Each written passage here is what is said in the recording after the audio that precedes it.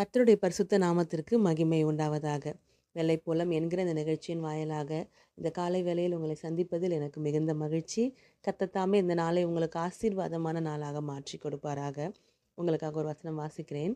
நீதிமொழிகளின் புத்தகம் 20ஆம் அதிகாரம் அதின் 30ஆம் வசனம். காயத்தின் தழும்புகளும் உள்ளத்தில் உறைக்கும் அடிகளும் பொல்லாதவனை அழுக்கற துடைக்கும். பாருங்க, அதாவது ஒரு மனிதனுக்கு விழுகிற அடி, ஒரு மனிதனுக்கு உண்டாகிற காயம், குறிப்பா ஒருவன் தவறு செய்யும் பொழுது அவன் உள்ளத்துல சில அடிகள் அவனுக்கு விழுகிறது.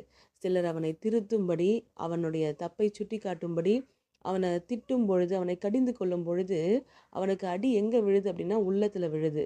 சில சமயங்கள்ல அந்த அடி ஆறாததை போல அவனுக்கு எப்பொழுதும் நினைப்பூட்டுதலாக இருந்து கொண்டே இருக்கும். ஆனா என்ன நடக்குதுன்னு நீங்க பார்த்தீங்கன்னா, அவன் தான் செய்த தவறை திருத்திக் கொள்வதற்கு அது ஏதுவாக இருக்கிறது.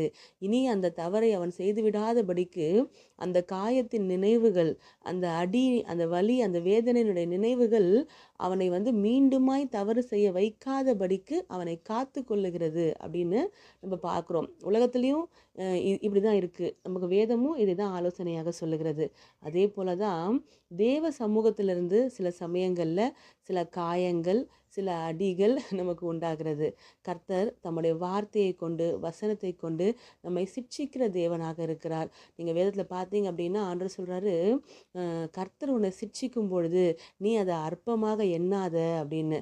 தகப்பன் தன் பிள்ளையை சிட்சிக்கிறது போல தான் அவர் உன்னை சிட்சிக்கிறார் அப்படின்னு சொல்லி. சில சிட்சைகள் நம்ம வாழ்க்கையில் தேவன் அனுமதிக்கும் பொழுது, நம்ம எதிர்பார்த்திராத சில வழிகள் வாழ்க்கையில் நமக்கு உண்டாகும் பொழுது, சில கண்ணீரின் பாதை நம்ம கடக்கும் பொழுது, ஒருவேளை அது கர்த்தருடைய சிட்சையாக இருக்குமானால் அதை நம்ம எப்படி பார்க்கணும் தெரியுங்களா?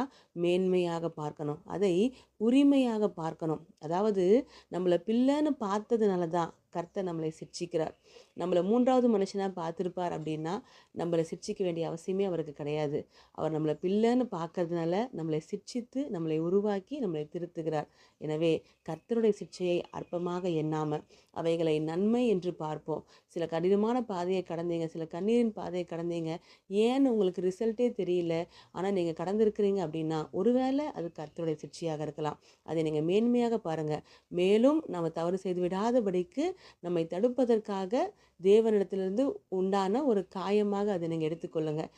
அப்படி அப்படி நீங்கள் பார்க்கும் பொழுது அடிக்கடி அந்த தவறுகள் நம்ம செய்யாதபடிக்கு நம்ம காக்கப்படுவோம். தேவன் நம்மை காப்பதற்காகவே சில காரியங்கள் நம்ம வாழ்க்கையில் அனுமதிக்கிறார் என்பதை புரிந்து கொள்ளணும்.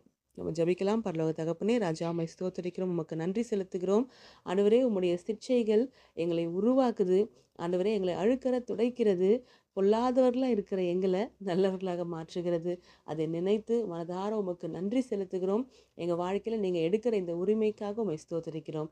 இயேசு கிறிஸ்துவின் நாமத்தில் ஜெபிக்கிறோம் பிதாவே, ஆமேன். தேங்க்யூ. God bless you.